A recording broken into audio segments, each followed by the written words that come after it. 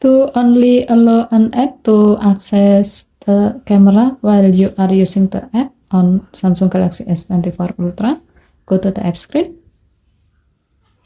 Find the required app. As the example, we will try with Facebook. To find the app quickly, tap the search bar at the top of the screen. Type the app name.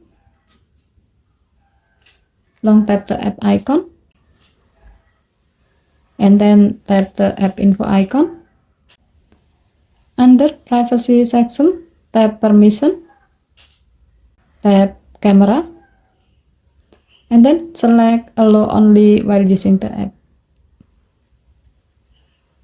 With this setting, the selected app, in this case Facebook, will only be able to access your camera while you are using the app.